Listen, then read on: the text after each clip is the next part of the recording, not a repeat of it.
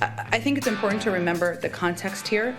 The Georgia legislation is built on a lie. We've Hey, seen cases that's the wrong one. Hold on. The most influential anchors on our network, the highest paid, are men. Are we going back? My bosses, my executives Forging are forward. men. This is the right one. The person who oversees CNN Dayside is a man, and my executive producer for 10 years is a man. So I have been surrounded by a lot of men. Mr. President, do you think the Masters golf tournament should be moved out of Georgia? I think that's up to the Masters. The best way to deal with this is for Georgia and other states to smarten up. Stop it.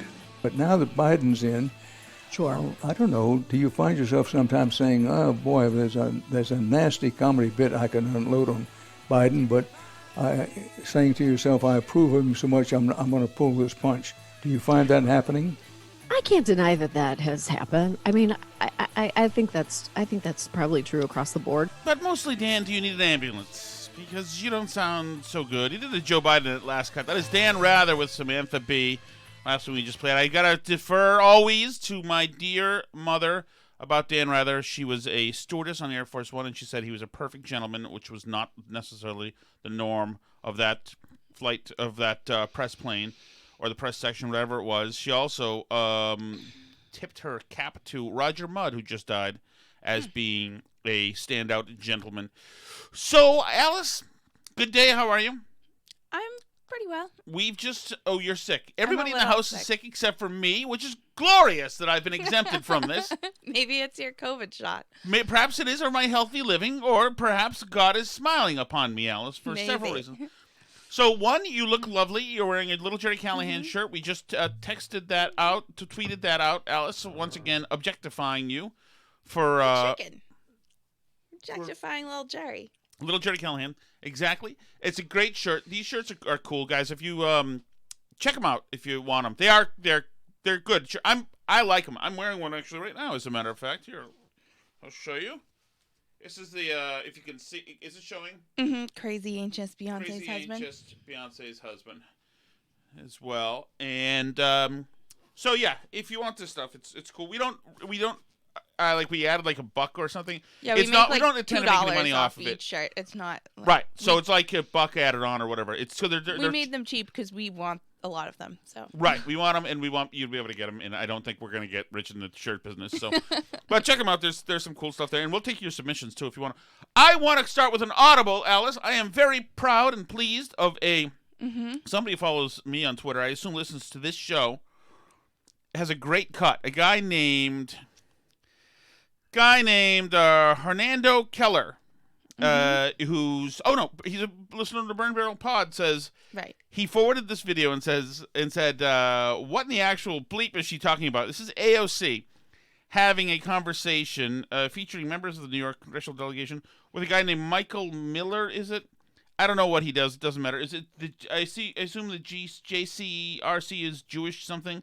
I don't know. Who cares? It says it right there. Okay.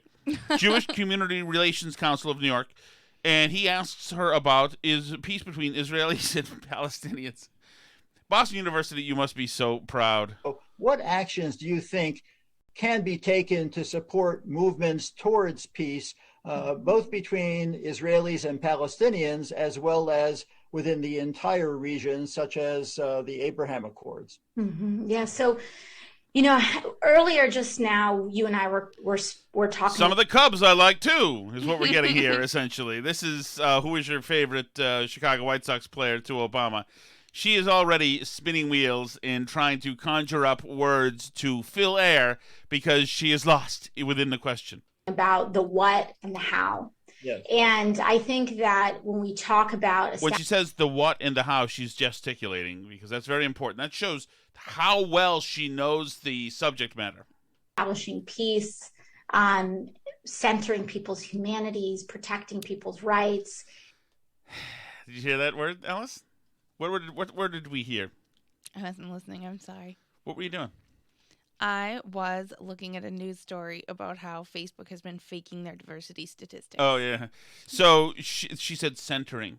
We need to be centering. This is a great Weasley woke word. Humanities, protecting people's rights. centering people's humanities, Centering protecting people's rights. humanities. A little bit later in the show, we're going to use another Weasley woke marketing word, term, level setting. Oh. We're going to level set a little bit later in the show. Oh, good. When you hear somebody say level set, know that they're full of bleep, and you are being lied to or talked around or over. All right. Uh-oh. Okay, back to AOC. Where are you, AOC? She was centering. It's not just about the what and the end goal, which often gets a lot of focus, but I actually think it's much more about the how. Were you, like my wife, not listening to the question, AOC? Were you doing something else while he was asking the question? I don't know what the question was. No, we're in the pie in the sky, nuance land here. And the way that we are coming together and how we interpret that what and how we act in the actions that we take to get to that what. And so what this really is about is that it's a question more than anything else about process. And so we really need to make sure that that we are valuing. The interview actually has left the room, has gone into his garage, started his car, and is revving the engine for some reason. I don't know. A process where all parties are respected and have, a lot of equal opportunity to really make sure that we are negotiating good faith, etc. Boston University, my father's alma mater, Alice, AOC's alma mater. All that money that it costs to go to that place. This is what we're getting. We are 1 minute and 16 seconds into this, and she is not established a cogent thought or dispensed a bit of wisdom or a substantive or non-substantive answer. There is nothing happening coming out of AOC at the moment. That being said, I think that there's just this one central issue of settlements. Because if the what that has been decided on is to state, then the action of settlements it's not the how to get to that what. And so, I think that that's a central thing that we need to make sure that we center and that we value.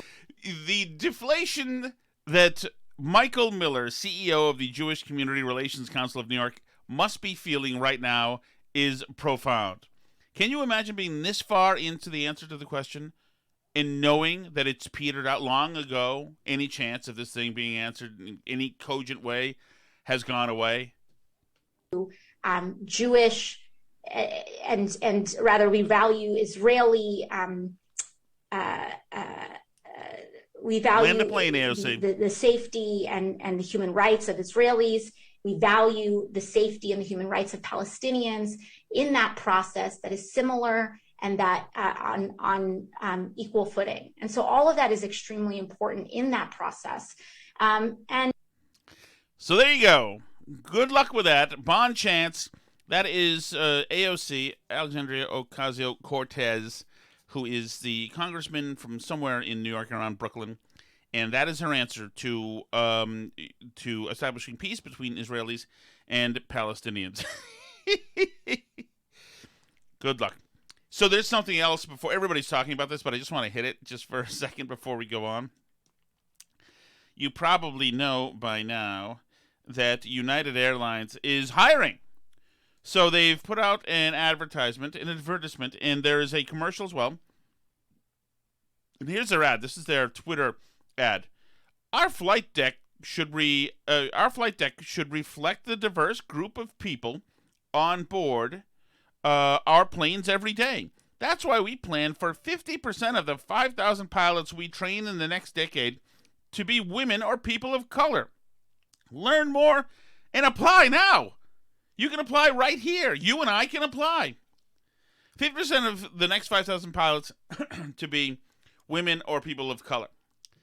I'm not going to... Everybody in the world has talked about this. It is problematic that hiring for pilots is no longer going to be merit-based. You would think that you would want somebody who's very competent with the controls and navigation and cool under fire. You think that those characteristics are things that you'd be looking for rather than, the all-important characteristics of your features and melanin?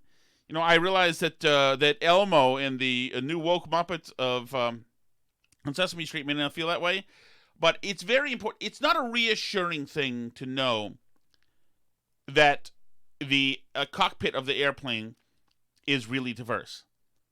You would want the best people, best flyers of planes in there, the best people at their jobs. If that means all black people, that's fine. If all white people, that's fine. All women, that's fine. All men, that's fine. All trans, that's fine. It doesn't matter.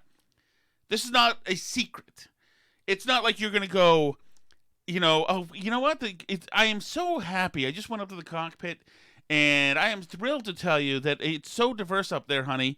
On the other hand, unfortunately, it's about to plunge into a cliff too, because unfortunately, the acumen for flying the plane was not featured in the assigning of pilots' licenses or whatever they are, jobs here at United Airlines. That is not brilliant. That is dumb. It's this wokeness, it's all these moths gravitating towards the woke light. And it makes no sense. It makes as much sense as what you just heard AOC say. No, she said some level setting. She used some words there that you're supposed to use. Centered. We have to make sure that people are centered, that they're seen, that they're heard. Systems, spaces, all that BS. It's all just BS, woke jargon. But all of this is performance. It's performative imagery and symbolic nothingness. And the fact that if it's something that's in an elected official, that's fine, because who cares? They're morons, whatever. They're vacuous, largely anyway. We don't necessarily need it in cockpits or in places where things matter, where we really have to do play adult games for a while, so we can't do all this woke BS. It is not helpful. Nobody really believes it. If United Airlines wants to be woke and helpful, United Airlines is located in Chicago. I believe if you want to help black people in Chicago, there's a little problem in Chicago with black people getting shot and killed. So if United wanted to, they could do something there. But of course, that's not woke, showing a woke promenade of just how noble you are. That would be real hard work that would not get the exposure that you're looking for, because once again, it's just all marketing people and more marketing people and more marketing people and more marketing people. So do something really wokey on Twitter. Say something bold that'll get in the news cycle. That's earned media. Yay! High fives in the boardroom, and nothing gets done. And once again, the most marginalized communities remain marginalized. But you all feel good because you're going to Evanston, Illinois, to sleep in a nice area where people in the south side of Chicago just have to, step over chalk body outlines all day on the way to schools. If they're open, which they probably aren't. Congratulations. Glad you feel good about that. Alrighty. Let us see. By the way, thanks for everybody for checking out my Substack today. Enjoyed writing a column about Asa Hutchinson and Tucker. Wait a second. I can't believe I don't have that audio. How do I not have that audio? I'll have to grab that. I'm going to play that right now. I can't believe I didn't grab the Asa Hutchinson audio, Alice. What am I, moron? I don't know. I'm going to grab that right now. Asa Hutchinson and Tucker Carlson. Asa Hutchinson is the governor of Arkansas. He's a guy who I have liked for a long time. He was really good in impeachment in '98, and because I was such a man about town and socialite, I watched every bit of it and enjoyed every bit of it. Lindsey Graham, Henry Hyde, Asa Hutchinson did a great job. But so Asa Hutchinson, he vetoed a bill in Arkansas that was going to essentially outlaw sterilization of trans kids, people under 18.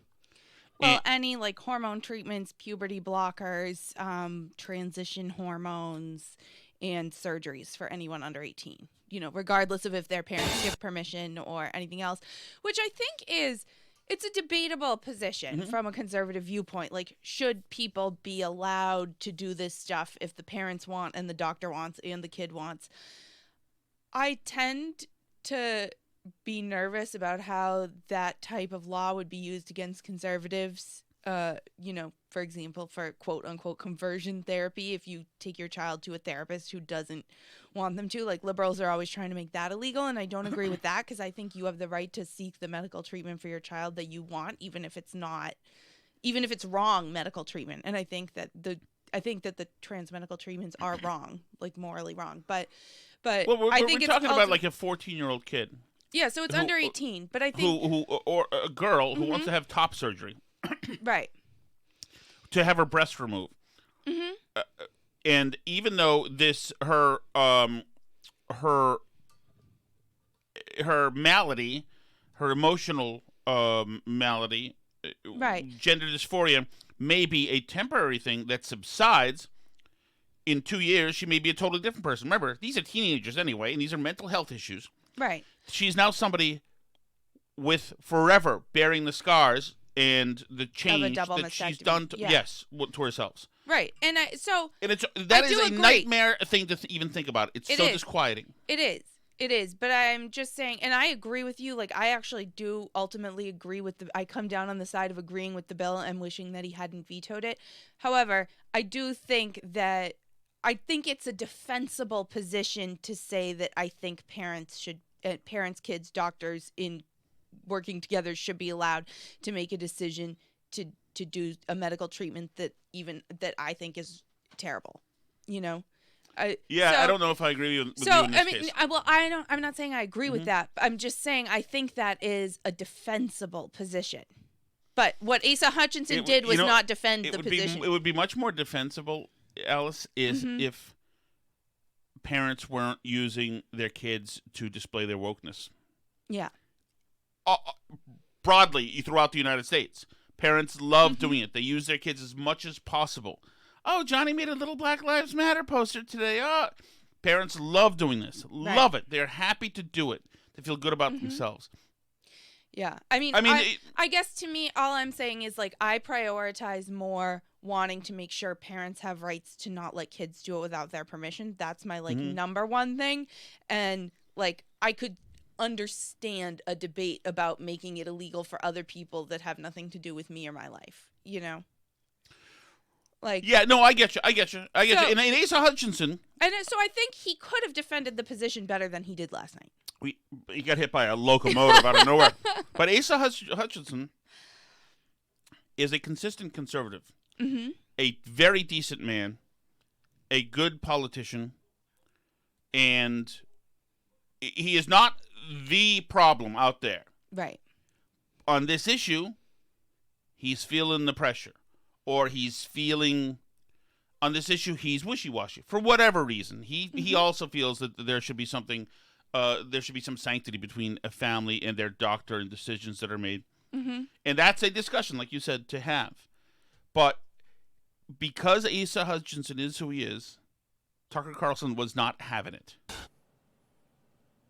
Well, the legislature in Arkansas recently passed a bill that would ban doctors from prescribing so-called puberty blockers, heavy-duty hormones, to children who believe they're transgender. The law also bans surgeons from physical castration of children. But the governor of Arkansas, Asa Hutchinson, vetoed that bill on Monday. Legislatures in Arkansas just voted to override that veto, which brings us to where we are right now. Asa Hutchinson is the governor of Arkansas, and he joins us to talk about this story. Governor, thanks so much for coming on. I really appreciate it in the middle of all this. Now, I think of you as a conservative. Here you've come out publicly as pro-choice on the question of chemical castration of children. What changed? Well, first of all, your teaser as you led into this program did not accurately represent the bill. If this had been a bill that simply prohibited chemical castration, I would have signed the bill. But Tucker, as you know, this bill was overbroad, it was extreme, and went far beyond what you just said. And I made it clear that if this was about prohibiting procedures, sex reassignment surgery, absolutely, I would have signed that bill. But this, again, is the first law in the nation that invokes the state between medical decisions, parents who consent to that, and the decision of the patient. And so this goes way too far. And in fact, it doesn't even have a grandfather clause that those young people that are under hormonal treatments, okay, but if I could just correct it. you for a second. Well, this is chemical castration, of course. If you stop puberty and suppress the sex hormones, you're chemically castrating someone. So our description was correct. But let me just ask you, I mean, there are all kinds of, we're talking about minors, children here, and there are all kinds of things in Arkansas kids in every state are not allowed to do. Get married, drink a beer, get a tattoo. Why do you think it's important for conservatives to make certain that children can block their puberty, be chemically castrated? Why is that a conservative value, if you would tell us? Well, first of all, you have parents involved in very difficult decisions. You have physicians that are involved in these decisions. And I go back to William Buckley. I go back to Ronald Reagan, the principles of our party, which believes in a limited role of government. Are we, as a party, abandoning? This is a strategic mistake by Asa Hutchinson. So he's suggesting that one of the tenets of conservatism is the individual choice and the non-interventionism of the state in private matters. And to put that aside is to say that a tenet then, ergo, as you say, Allison, is that we condone what some people consider the brutal augmentation of bodies and destruction of and damage of young kids' bodies for something that may just be a phase, but the destruction is forever, and that we should stand by and let that happen. And that's where he gets on the wrong side of Tucker, and Tucker's not having it and says absolutely not. And Hutchinson was being cute, bringing up William F. Buckley and Reagan, as if either of those guys would be for this, this kind of surgery. A limited role of government and saying we're going to invoke the government decision making over and above physicians, over and above health care, over and above parents, and saying you can't do that. So you believe it's health You cannot engage in that. How deeply have you studied this topic? With respect, it doesn't sound like you've studied it very deeply. I mean, this is an emerging field. There's not a lot of research, but the research that exists suggests that depression and the urge to self-harm and suicide is a side effect of taking these hormones. A study in the UK showed the overwhelming majority of children on puberty-blocking hormones had the urge to hurt themselves. Why is that responsible medicine to do that to children? Why would you support something like that? Well, I actually reviewed some of that study. I reviewed the high court decision there, and I think they are different than what you're talking about here. Sure, there's a lot of unknowns here. I studied this bill in contrast to what you just said. I spent a lot of time reviewing cases, meeting with people, listening to the experts, as well as to faith leaders as well. And I'm a person of faith, but at the same time, I'm a person of limited role of government. I sign pro-life bills. I sign many bills that would be looked at as very conservative, but this is one that crosses the line. There's no need for it. Hold on. And, I'm sorry, but hold on. You say there's no need for it, but you've said that you've seen research that shows the mental health of children who receive puberty-blocking drugs improves. What is that research exactly? Well, the research that I've seen shows that these troubled youth, these ones that have gender dysphoria, that they also have depression, they have suicidal tendencies. It's a higher suicide rate than others. And they go to their parents, the parents go to doctors, and they try to deal with this very difficult issue. I don't think we should deny them health care. Hold on. I'm sorry. You're the governor. You just vetoed this bill. You said you're familiar with the studies. No one disputes that children who are asking for puberty-blocking drugs or been recommended to their parents or doctors may be depressed. That seems very likely. I think the studies show it. Cite one specific study that shows puberty-blocking drugs improves the condition. Does it make children less depressed? Does it make them less likely to harm themselves, to commit suicide? Just name one study that shows that, please. Well, I would refer you to the American Academy of Pediatrics. I would refer you to the the physicians that came out in opposition to this bill because they understood the risk to these young. So I'm not going to go through the whole thing. This is not actually the Fox News Radio Network, but Tucker has none of it. Hutchinson is off balance for the rest of the thing, and this is, and I wrote about it today. This is Tucker's line in the sand. This is him establishing the point of demarcation between real conservatives and fake conservatives or cowardly conservatives. And so he sacrificed Asa Hutchinson to show the world, holding up Asa's head to conservatives, saying, no, this is where our battle lines are. It starts right here in this tough battle. We stand up to this horse bleep, even though there are forces out there that are pushing this stuff that will cancel you in a second. If I had a vehicle, a job anymore, where I garnered a paycheck, which I haven't had in a couple of weeks, I would be absolutely canceled if I ran what I wrote today in our paper, or any paper. So, and anybody else. I mean, I'm on with Jerry Callahan. Obviously, he got in hot water. He and Kirk got in hot water because they dared to have an opinion on this, which was divergent from the progressive opinion. So, and you've seen this stuff everywhere. But this is where the battle line has to start. There's nobody wants anything putative or bad or violence to happen to fellow human beings, especially those with mental health issues, especially kids. I mean, the idea is that we don't do something that irreparably harms them, that they have to live with forever because they went through a bad patch when they were teenagers, based on a science that is not settled. Not settled what? Right. And as a matter of fact, if you listen to Abigail Schreier and some others, they talk about the self-harm that happens to these people after they have these procedures. Right. The science is being commandeered by activists right now, and there may come a point in the future when there's actually been real studies.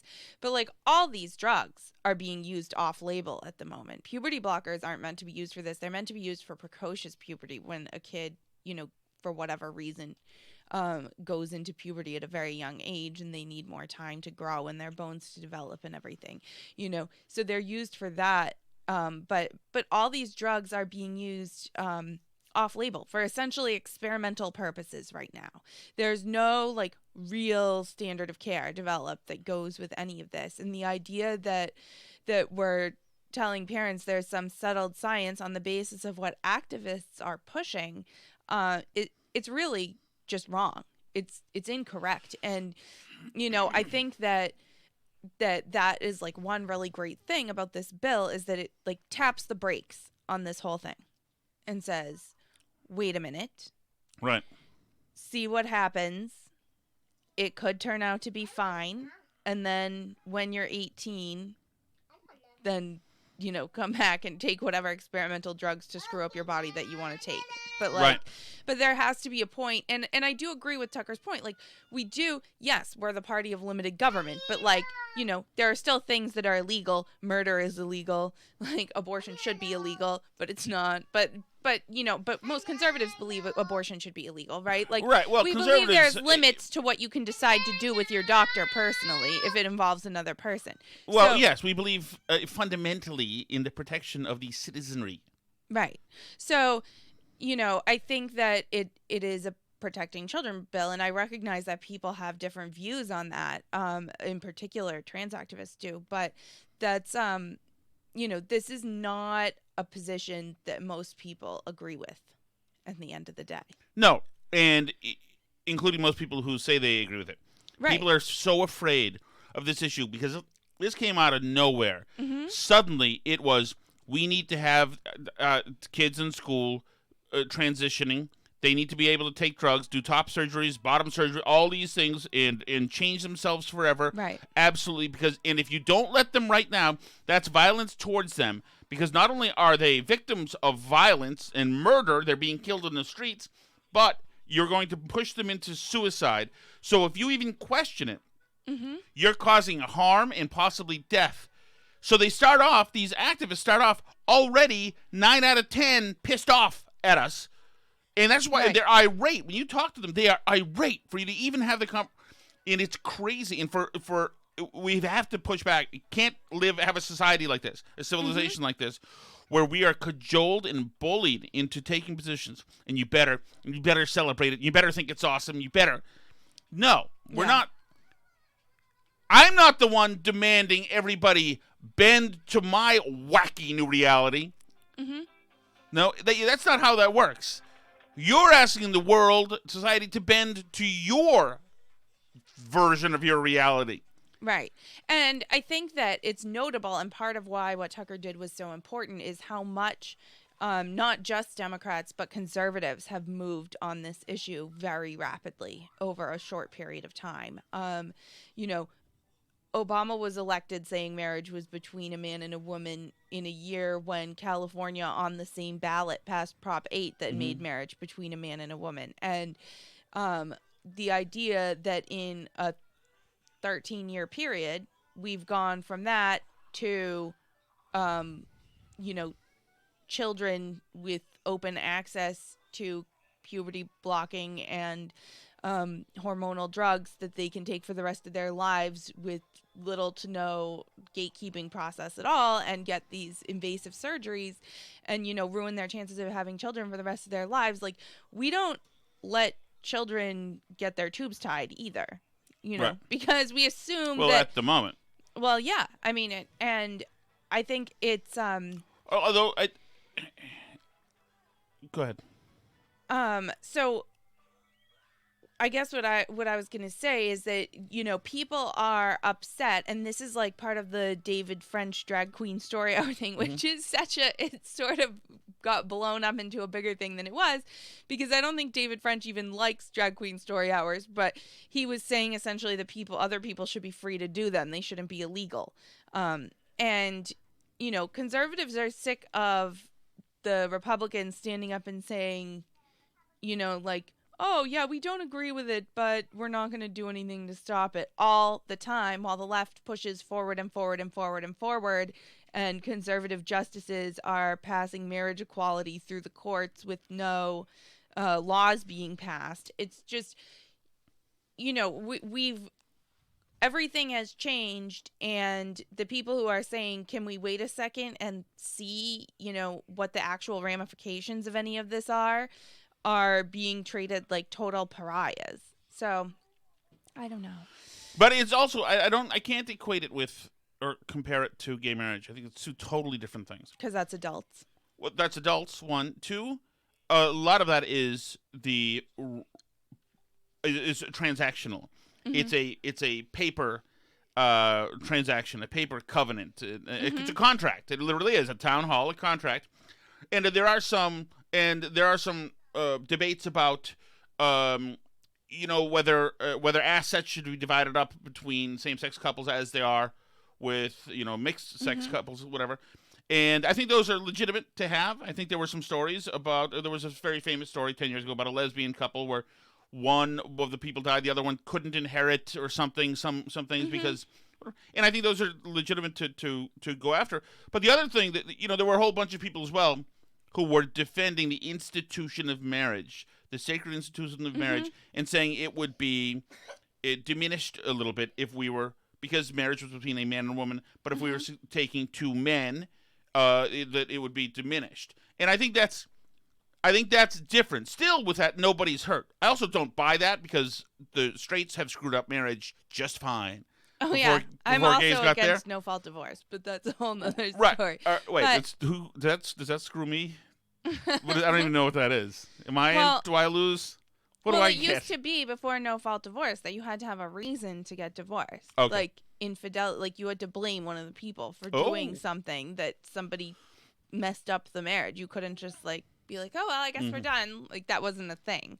So, but now that there's no-fault divorce, it's obviously much easier to get divorced for any and all reasons whatsoever. Right. But I don't think, I think there's no relationship between the gay marriage debate other than it's a push against more orthodox, kind of Puritan belief system. I think gay marriage is a good thing.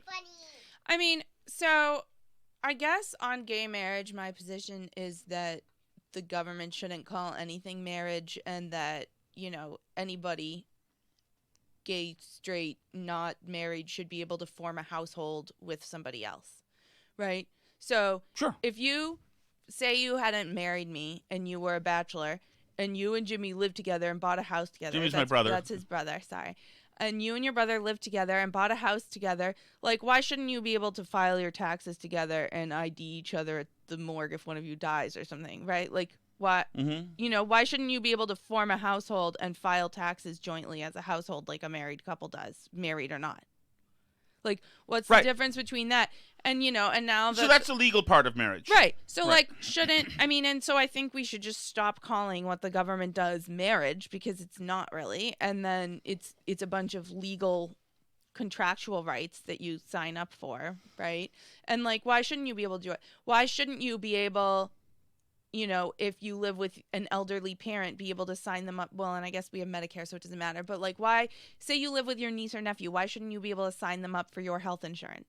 Why shouldn't you be able to, with an adult friend, form a household and sign up for health insurance together as a family and, do all the things that a married couple would do? Why not, legally speaking? Right. Like, why do you have to be in love or, Okay, that's kind of the libertarian step back, takeaway, analytical, and I understand that. But I do think that we want to be promoting marriages. Marriages are good for the world. They're good for communities. You're more invested in the community. It's better for incomes. It's obviously kids who come up with two parents are greatly benefit for that. So I think generally we want to. I don't even know how we got here, but we do promote marriages. I think it's a good idea. Mm-hmm. I did hear Andrew Sullivan has this great line, Alice, about. It's this. I'm gonna butcher this line because I heard it like fourth hand from Katie Herzog talking about Andrew Sullivan talking about saying this through somebody else, but saying the difference between gay and lesbian second dates is for gay men there's no second dates, there are none. For lesbians, on the second date, the woman pulls up with a U-Haul. Isn't that good? Yeah. So that's Andrew Sullivan. That's not me. You. Okay, yes. So gotcha. Don't cancel me for that. And I'm for gay marriage, by the way. So I'm cool. I'm in. Okay, we should get to some of this stuff here. Some of this housekeeping, if you will. This is yesterday, but Steve Doocy asked Joe Biden about the Masters. Remember, he torched Atlanta so that, the 20,000 hospitality industry workers, not including then all of the Uber drivers and everybody else who was going to gain money, gain jobs, at least half of whom are black, gain robust benefit, are screwed now. So are you going to do the same about the Masters, Joe Biden? Mr. President, do you think the Masters golf tournament should be moved out of Georgia? I think that's up to the Masters. Look. That's up to them. Now, MLB, he thought it would be a good idea if they move, and MLB cited Biden as one of the reasons they moved the All-Star game to Denver. This guy is cocking this up, as the English would say. This ain't good. He is completely inconsistent. It is reassuring to see that for-profit operations and businesses are speaking up about how these new Jim Crow laws. Can you imagine this guy saying this? A president of the United States calling these just Jim Crow laws? Jim Crow means something really serious, oftentimes involving death. And now he says, no, I think the Masters should do their own thing. But it's really good that these for-profit things do the right thing and go and be activists against them. So which one is it? Or is it both? Are just antithetical to who we are. There's another side to it, too. This is the moment where he hits a new height of audacity. The other side of it, too, what is it, Joe? The other side to it, too, is when they, in fact, move out of Georgia, the people who need the help the most, people who are making hourly wages, sometimes get hurt the most. Well, I mean, I don't know, but I remember some dolt from 1600 Pennsylvania Avenue deeming that they should move out of Georgia, and so they did, and so those people are hurt the most. So who are you pointing your finger at, Joe? Who are you vilifying for this? I think it's a very tough decision for a corporation to make or a group to make. But I respect them when they make that judgment, and I support whatever judgment they make. But it's the best way to deal with this is for Georgia and other states to smarten up. Stop it. Stop it. Man, this guy is a cynical guy. You might think he's Mr. Yeah. Empathy, and he's not totally cogent, and he labors a lot when he speaks. But he is up to some bad stuff. Mm-hmm. It's like almost threatening. Well, the best way to fix it is if they smarten up, if they just change their laws. You don't do legislation built on lies. Mm-hmm. In the eyes of Joe Biden, that's what you can't do. And if you do, well, he's going to make strong suggestions To private companies to do something else. Yes. Incredible. On the other theme of this administration have its bleep together and are the most transparent administration ever. The DHS secretary is reportedly looking to finish some gaps in the southern border. How does that fit with President Biden's day one executive order to stop border wall construction? Well, wall construction remains paused.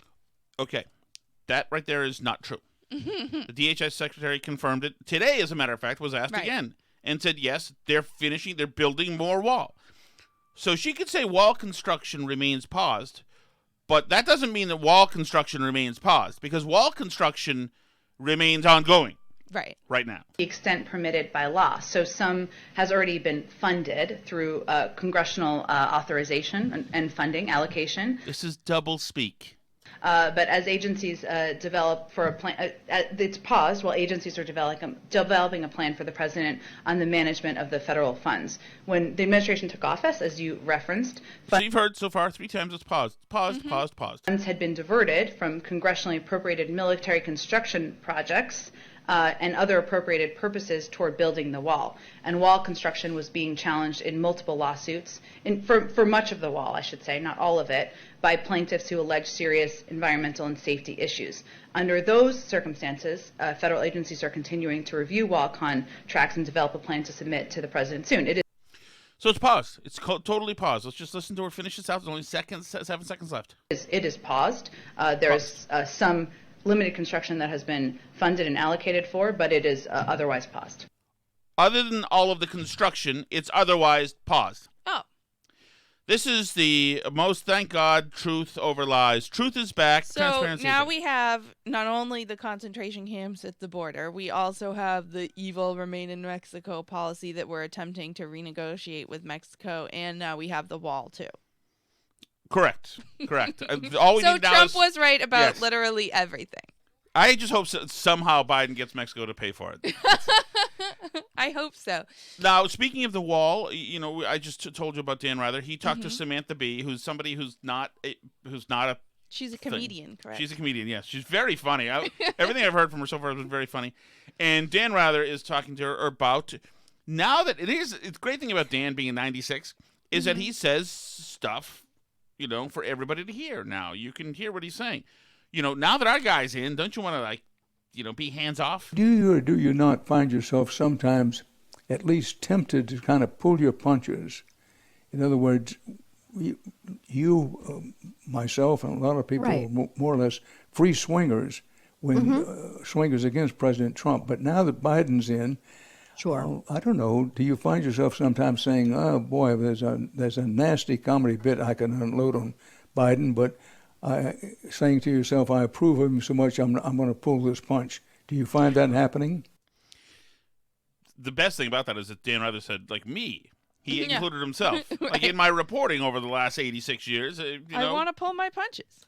I can't deny that has happened. I mean, I think that's probably true across the board. You're like, okay, well, we could be making jokes about. We could, as part of a comedy show, we could be making jokes about big newsmakers who everybody could relate to easily, so the jokes would be easy to do and understandable by the audience. We could be doing that. Could be making jokes about the infrastructure plan, but in general, I'm like, oh, this is great. I mean, why would I purposefully undermine something that seems to be a great idea. It's trains. There's nothing to make fun of with trains. Locomotives steaming across the country. That doesn't seem like antiquated and fodder for a comedian at all. Pretty much across the board. Like, I don't need to make jokes just to make jokes. Like, No, it's not like I'm a comedian, Dan. To make really targeted jokes. There are more worthy targets right now, I think. Certainly we're planning on doing a segment about what's happening at the border because we really don't understand it and we really want to understand it. So, they're not going to be immune to our like comedically interrogating what they're doing. Like, we do them about the border, but we just don't understand it.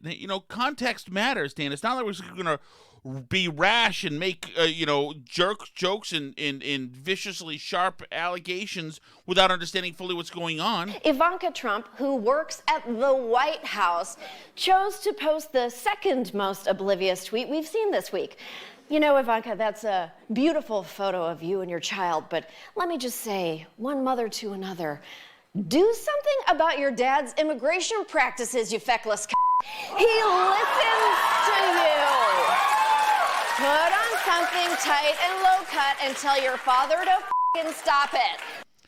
There you go. Hilarious. She understood everything about that time when kids were in little cages, but this time, no. I can't just jump to conclusions and use foul language. And everyone knows Biden's not swayed by attractive women wearing tight, low-cut clothing. No, especially the wives of cops, indeed.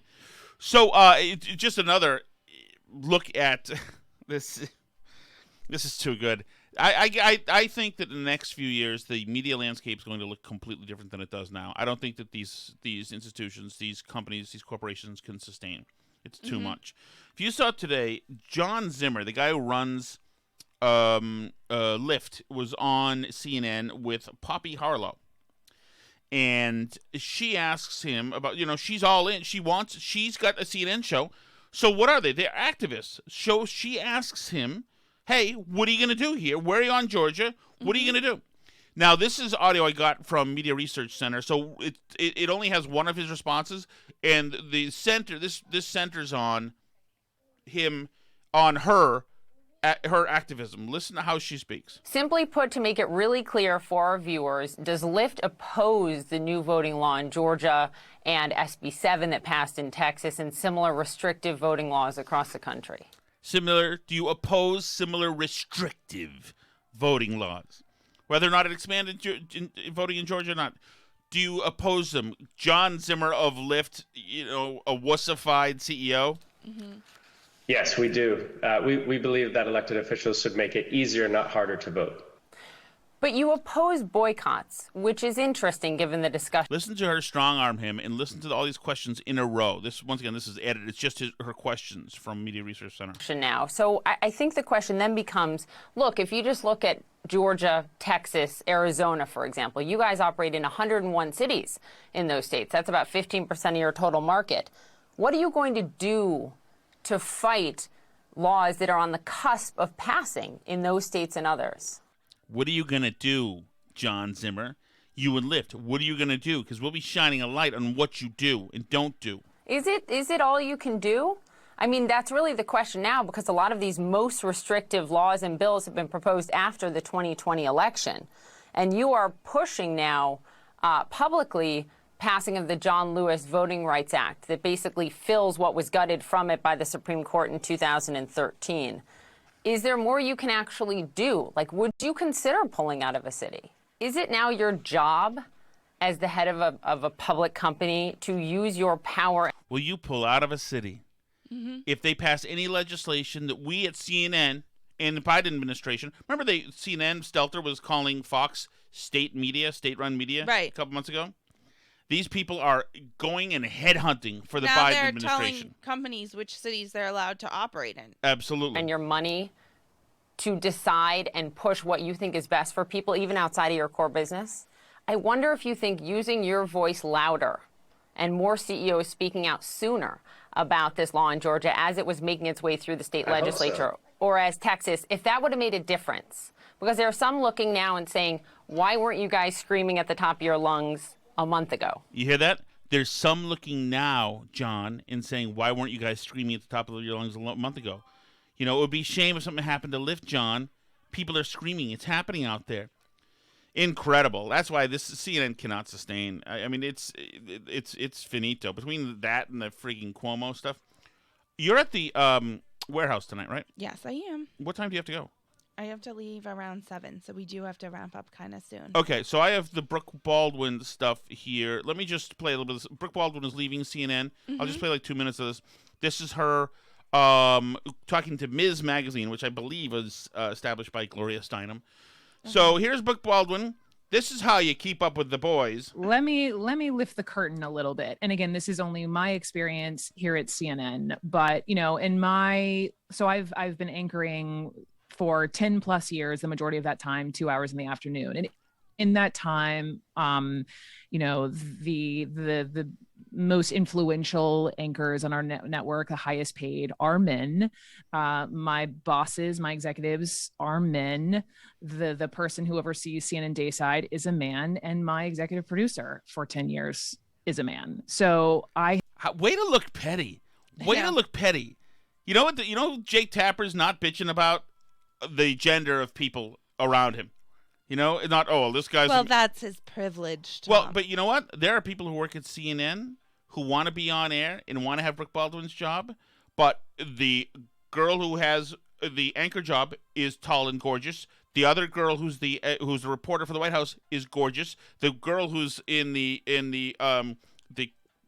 Capitol Bureau is gorgeous. You know, Brooke Baldwin is gorgeous. You know, so it's like this club is something everybody gets in one way or another. Some of them due to their characteristics. Mm-hmm. You're in the conversation alone, Brooke, because of something that you had no control of. So there are more deserving people than you as well who have voices who want to be heard too. For her to complain, ugh. I have been surrounded by a lot of men. And I do think it is changing. I know it is changing just by looking at some of the faces that are popping up more and more on our channel and on other channels. But that is just, and even going back to my early 20s, you know, I mean, the majority of my time spent as a cub reporter on into my 30s was spent with majority male photographers running around shooting stories at whatever city I was living in at the time. Male photogs are numerous, mostly because, especially in days past, the camera's heavy as hell. And yes, there would be certainly women in the newsroom, but oftentimes, especially early on, they were women with very sharp elbows. And so... Right. Those, because you're in the media and people have sharp elbows. Yeah, only the some men people do too. complain. Yes, only some people complain about it. There's a lot of backstabbing happening there. So I was surrounded by a lot of dudes. Man, self-pity is poor box office, said the great man, Alice. And although I will give her one thing, she was given some crappy assignments that no person should have. I do have... Let me show you my shock face on who's already drinking.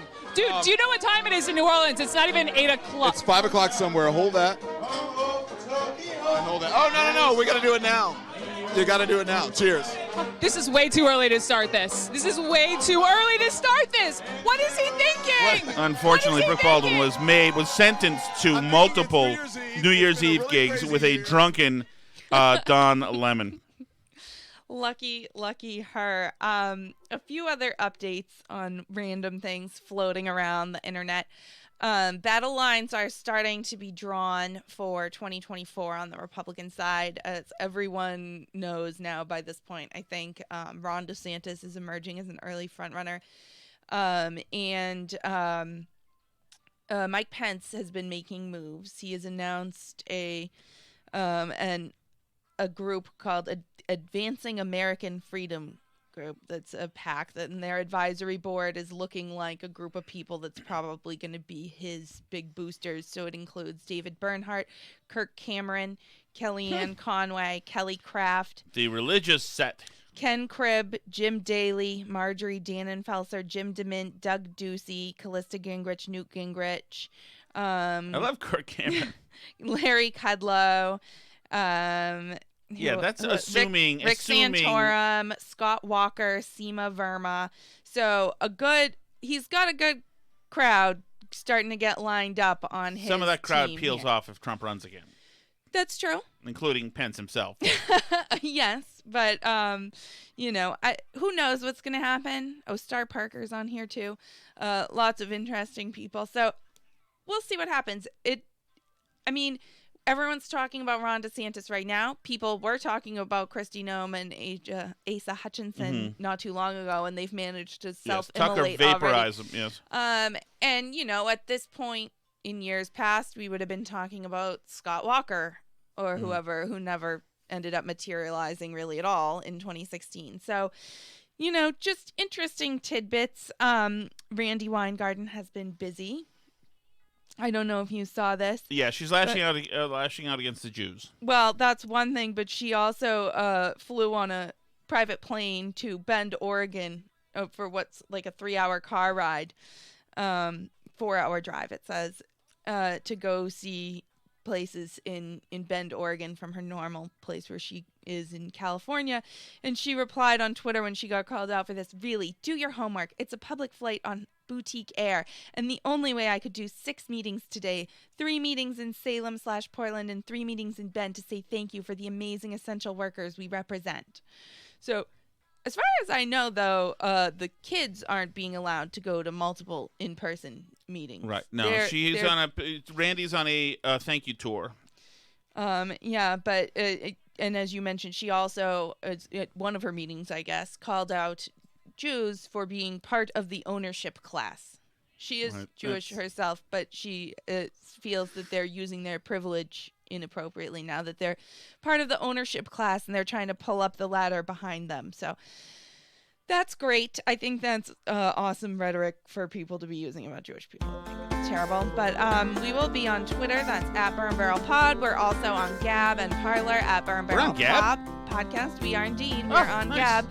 We're also at facebook.com/Burn Barrel Podcast, and we are Tom Shannick's Burn Barrel on YouTube. If all else fails, you can send us an email. That's burnbarrelpodcast@gmail.com. But subscribe so you always get episodes right away, whether that's YouTube or iTunes or wherever. And write us a review. Leave us a note. We love to talk to you.